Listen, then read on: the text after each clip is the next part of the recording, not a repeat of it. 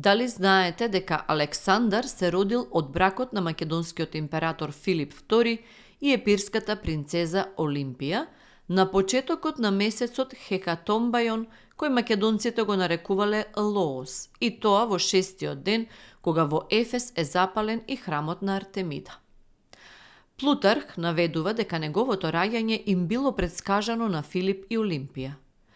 Таа сонувала дека еден гром удрил во незиното тело и целата ја запалил. Филип пак сонувал сон во кој ја запечатил утробата на Олимпија со еден печат на кој имало отпечаток со лав. Кога му ги раскажале соништата на дворскиот пророк Аристандар од Телмес, тој веднаш заклучил дека Олимпија е бремена и носи дете кое ќе има лавовски карактер. Истиот ден, кога му се родил првиот син, кај Филип стигнале гласници кои го известиле за победата над илирите и за победата на неговиот коњ на олимписките трки.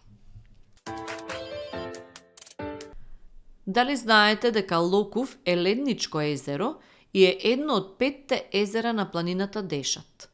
Тоа представува најниско ледничко езеро во Македонија.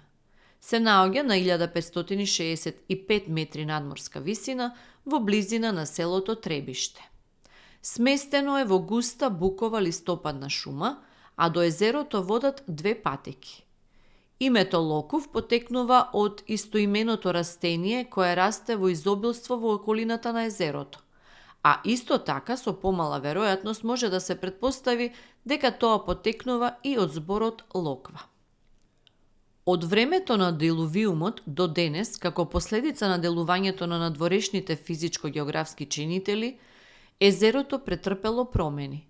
Па така, од првобитната површина од 12.500 метри квадратни, се намалило на денешните 5200 метри квадратни површина на езерскиот басен заедно со островот во него и представува вистинска туристичка атракција.